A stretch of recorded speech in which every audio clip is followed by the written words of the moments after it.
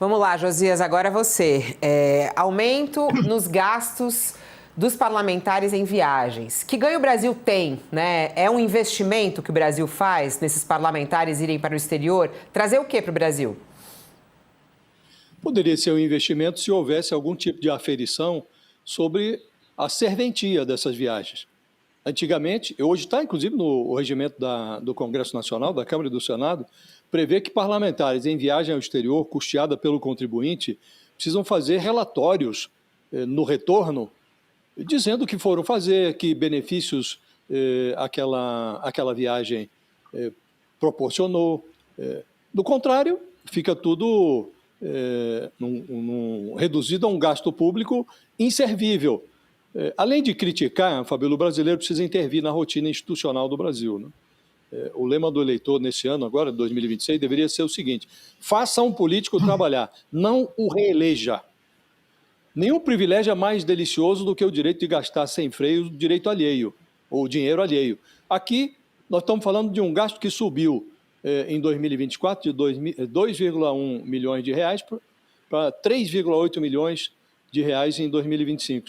E até aqui, se você não tem uma aferição, se não tem nenhum levantamento dizendo qual foi a serventia desse leque de viagens parlamentares ao exterior, isso fica sendo turismo financiado com dinheiro do contribuinte. Isso é um escárnio, né? Financiar parlamentar para ir para o Gilmar Palusa discutir problemas do Brasil em Lisboa, problemas que eles não conseguem enfrentar no Congresso Nacional, isso é um escárnio, né? Agora, esse é o menor dos problemas do Congresso hoje, Fabíola.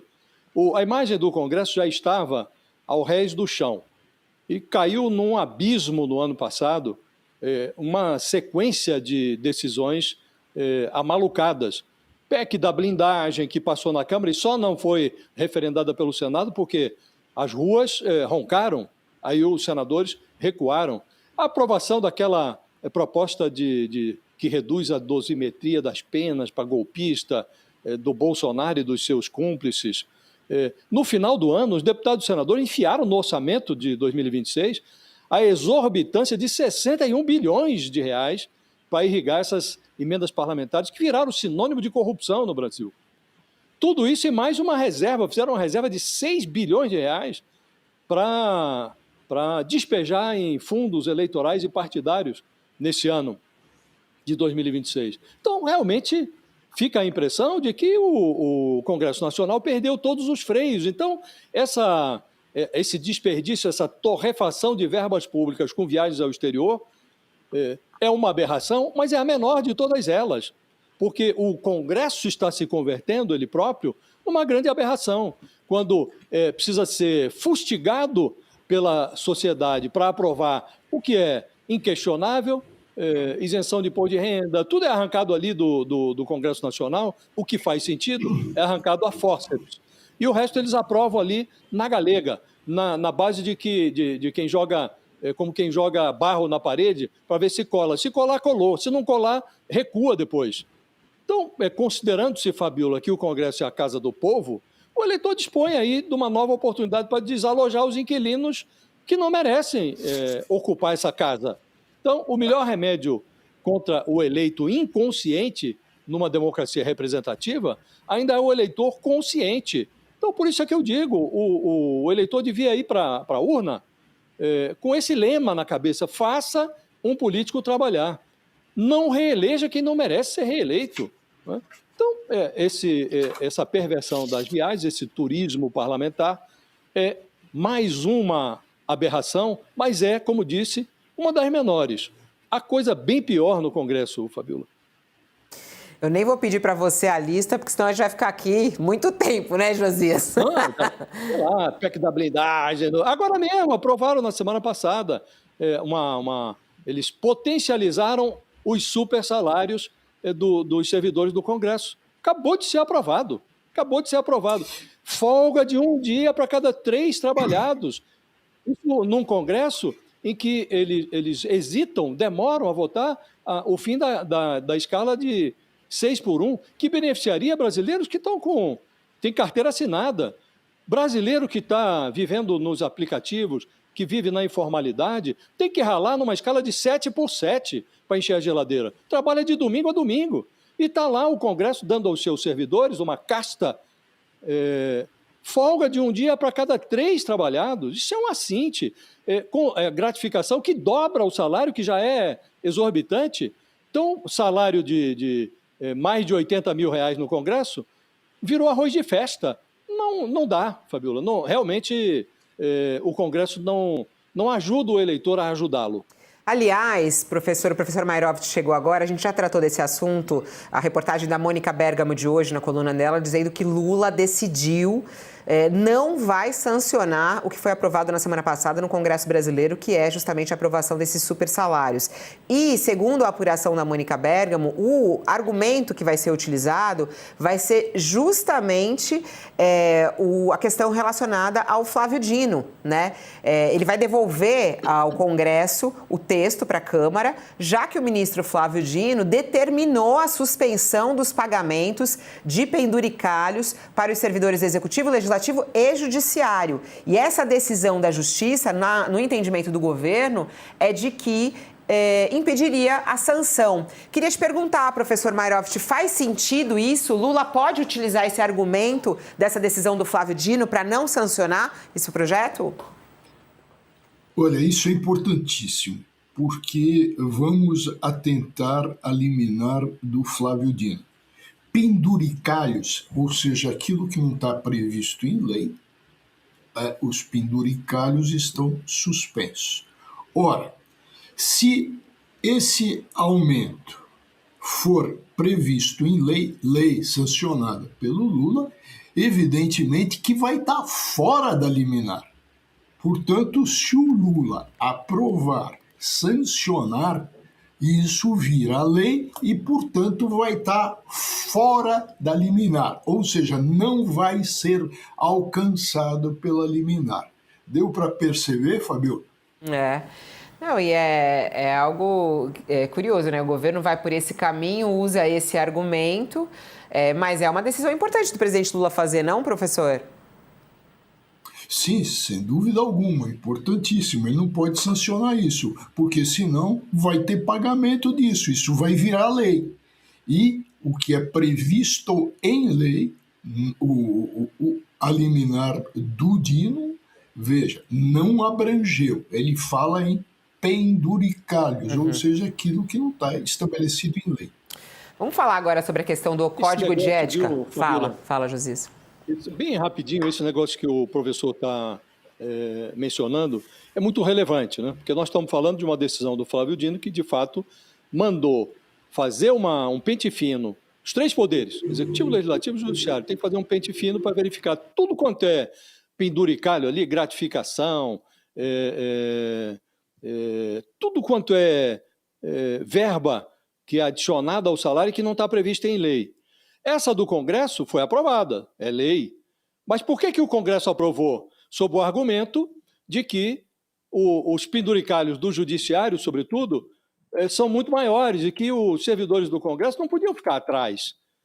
Então, o Lula, ele precisa agora dizer, olha, esse argumento foi por terra, porque justamente o ministro Flávio Dino está dando agora um prazo para que os 3 poderes façam esse pente fino e verifiquem o que é que está sendo pago ilegalmente. Isso precisa ser cancelado. Então perdeu o nexo, o argumento do Congresso. E o Lula deveria ter a coragem, não de devolver a proposta para o Legislativo, mas de vetar simplesmente.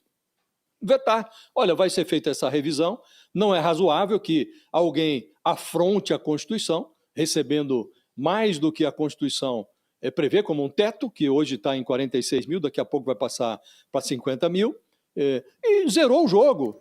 Agora, eu costumo comparar, Fabiola, esse penduricalho é um eufemismo para uma picaretagem que produz super salários no serviço público. Mal comparando, o penduricalho é uma versão salarial do quebra-quebra do 8 de janeiro, com 3 diferenças.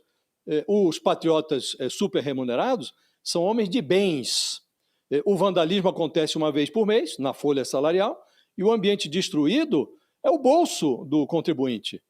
Então, é preciso realmente impor alguma coisa que se pareça com moralidade dentro da folha salarial do serviço público, nos 3 poderes.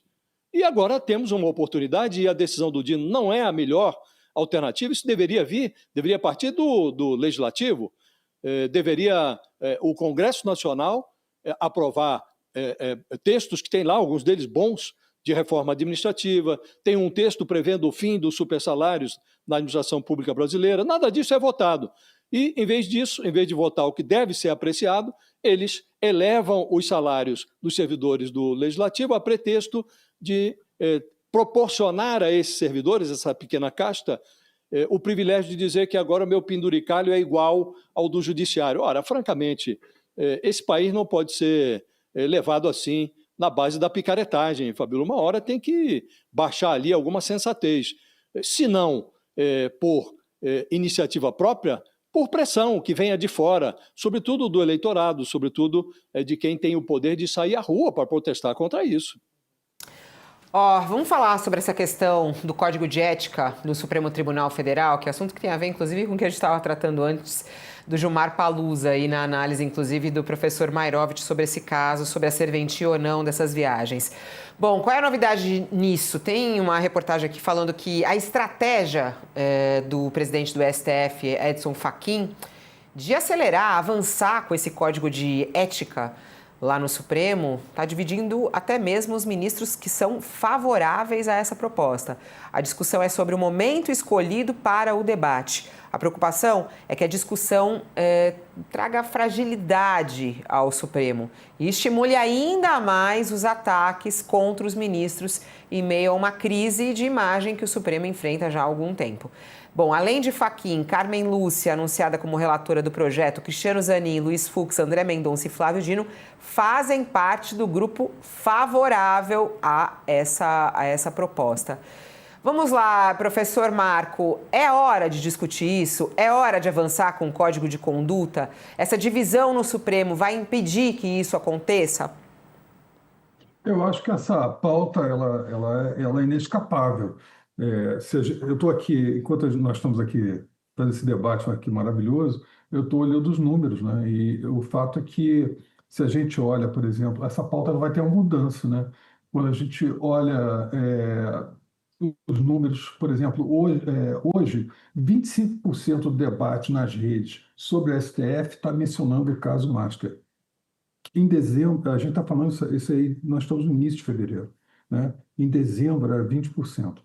Então, está tendo uma progressão, digamos assim, do impacto, e isso é bastante corrosivo para a imagem da instituição e, portanto, evidentemente, o Código de Ética é uma coisa que vai pegar tração crescentemente. Isso eu acho que é uma agenda inescapável. Se os contornos do Código de Ética, o quanto ele vai ser aplicado, qual vai ser o desenho dele, eu não sei, os juristas vão saber falar, o professor que está aqui conosco vai poder falar até muito melhor do que eu nesse aspecto. Mas o fato é que o que eu vejo, o impacto político e como está percolando nas redes, é digamos assim, uma atenção crescente sobre o comportamento, digamos assim, do judiciário, né? Voltando ali ao Gilmar, só falar rapidamente de Gilmar Palusa, né, que ele está falando de Gilmar Palusa, que é o Fórum de Lisboa, ele originalmente era um espaço interessante de encontro da área jurídica e de cientistas sociais, né, e alguns operadores públicos com os seus contrapartes na Europa, em especial em Portugal. Só que o Fórum tomou um tamanho, uma importância, uma dimensão gigantesca, porque ele proporcionava às pessoas conversarem, né? Conversarem num ambiente muito menor, muito menos cerceado, digamos assim, do que é na conjuntura interna aqui no Brasil, né? Estou falando isso, não fazendo uma defesa, uma advocacy do fórum em si, né? Estou dizendo assim que ele realmente tem uma proporção hoje muito mais complexa, muito mais difícil, e no meio do bojo dessas questões todas que nós estamos debatendo aqui, realmente talvez ele deve ser pensado. Essa coisa das passagens, etc., isso aí não tenho dúvida nenhuma. É um problema, sem dúvida nenhuma, é uma questão, mas também tem um aspecto positivo, isso que eu quero ressaltar, dando um certo equilíbrio aqui na nossa discussão. Mas, enfim, eu quero trazer um ponto que aí faz nexo com a questão desse crescimento nas redes, da percepção da importância desse código de ética, que vai acontecer necessariamente, né, junto com a discussão que a gente tem, que é por vezes bastante assim, dura e chocante, né, dos gastos públicos, né? E a gente vê isso no Congresso, e também muitas vezes do posicionamento do governo. Então, quando a gente olha como um todo, aí eu vou voltar ancorar um pouco numa outra questão, que é a disfuncionalidade hoje do nosso sistema, porque o presidencialismo de coalizão, ele se tornou disfuncional. Se tornou disfuncional por várias razões. Uma, que o próprio mundo mudou, a complexidade do mundo é outra, a circulação da informação é em tempo real, ela é completamente diferente, as distorções potenciais são enormes, a radicalização na sociedade, a polarização ela existe de fato, é muito grande, né? Isso não é só no Brasil, que é uma conjuntura de insegurança no mundo, mas outras questões objetivas aconteceram, como abrir uma caixa de Pandora, que foi no governo Bolsonaro, as emendas da forma como foi feito, assim, para o Congresso, e que é uma coisa muito difícil de ser desfeita ou refeita, né? Porque até há uma racionalidade do próximo, objetiva, digamos assim, pragmática do próprio parlamentar, que ele, obviamente, quer mais recurso para aplicar na base dele, o que não significa que isso vai se colocar, como disse o senador Alcolumbre, né, que vamos fazer esse dinheiro chegar nos rincões do Brasil. O que isso quer dizer? Né? Na verdade, tem que chegar estruturado no Brasil todo, né? Esse é o ponto, né? No entanto, eu acho que a gente tem uma questão que é de fundo, que não vai conseguir ser resolvida agora. A gente não vai conseguir resolver essas questões agora, ninguém vai fazer ajuste fiscal agora, ninguém vai fazer reforma administrativa agora. Agora trata-se de eleição. Eleição, como eu estava falando há pouco, é informação circulando, é desinformação circulando, é emoção na veia. É a última eleição do presidente Lula, ele vai jogar, evidentemente, com isso, que ele vai puxar para ele a defesa do país, a defesa de políticas sociais importantes. A gente tem a questão do gás, a questão do imposto de renda, a questão da jornada de trabalho, enfim, são várias questões juntas, né? A economia mais puxando mais forte, a bolsa crescendo, quer dizer, ao contrário de muitos analistas, então ele tem uma plataforma forte.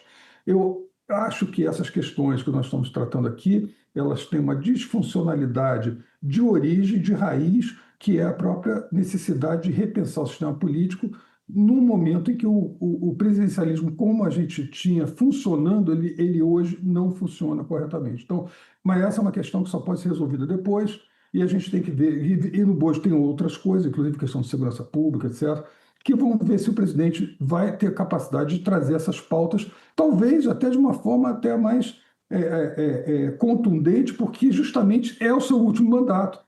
Ele não tem nem, assim, é agora que ele pode dar um legado definitivo para o país, colocando na mesa uma discussão que vem sempre sendo adiada. Todos concordam que tem que mudar, mas todos querem que fique como está, como no romance Lampedusa, né? Então, assim, tudo tem que mudar para ficar como está. Não, eu acho que talvez nesse momento isso possa gerar uma janela, porque é um fim de um ciclo histórico. Talvez seja isso, né? Mas, de qualquer maneira, os gastos públicos têm que ser revistos, porque o Brasil tem que otimizar. A gente tem que pensar o seguinte: nossa população está envelhecendo. Acho que esse é um ponto muito importante trazer esse programa.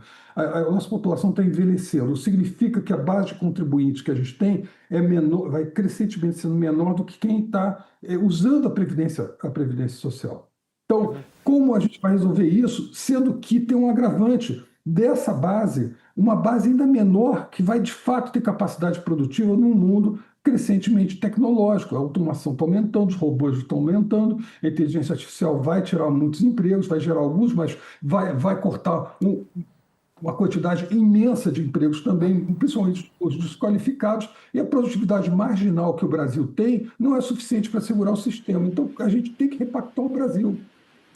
Bom, o professor precisa se despedir da gente, tem compromisso agora. Obrigada, professor. Muito bom compartilhar, o senhor compartilhar conosco aí seus conhecimentos, suas pesquisas na universidade. Até logo, muito obrigado, beijo para todos e obrigado por essa augusta e qualificada trinca.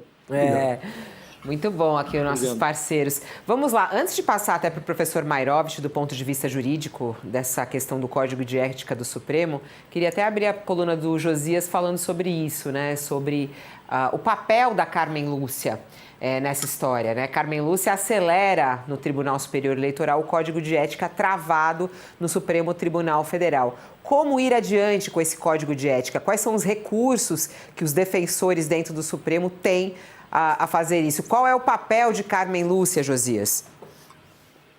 Carmen Lúcia foi indicada como relatora desse Código de Ética pelo Edson Fachin, né? Deveria ocorrer nesta semana, quinta-feira, uma reunião no Supremo, em que os ministros discutiriam esse documento, mas o Fachin cancelou a reunião, porque houve um dueto constrangedor, protagonizado na semana passada diante das câmeras da TV Justiça, pelo Alexandre Moraes e o Dias Toffoli, e eles mostraram aí nesse dueto que odeiam a realidade, essa realidade que corrói a imagem do Supremo. E nessa semana, a Carmen Lúcia resolveu como que sinalizar que a realidade ainda é o único lugar onde se pode obter um código capaz de estimular a magistratura a adotar um comportamento mais ético. Então, ela, que é relatora do Código de Ética no Supremo, é também presidente do TSE. E no TSE, ela vai realizar, nesta terça-feira, uma espécie de pré-estreia do que ela planeja fazer no papel de relatora do Código de Ética do Supremo, que está travado, hoje está travado. Então, ela vai reunir os chefes dos tribunais regionais eleitorais para debater um documento que ela divulgou na semana passada, um decálogo que traz ali regras análogas às que são preconizadas, ou algumas delas, para os ministros do Supremo. Então, é um documento que veda, por exemplo, o comparecimento de juízes em confraternizações que possam gerar conflito de interesse, obriga magistrado a divulgar suas agendas, dá transparência republicana a todas as suas decisões, proíbe recebimento de presentes, favores, impõe comedimento nas manifestações dos ministros ou dos juízes fora dos autos, desautoriza a exposição de preferências políticas. Tudo isso é muito óbvio, né?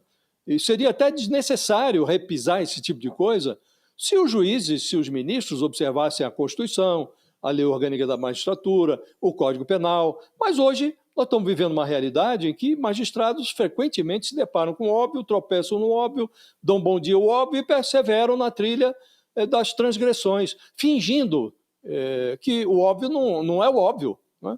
E por isso tem lá ministro do Supremo viajando em jatinho particular com advogado de parte do processo que ele decide, tem ministro achando natural que a mulher receba contrato milionário do Banco Master, uma remuneração de 3,6 milhões de reais por mês, né? Então tudo isso vai sendo normalizado. Não é normal.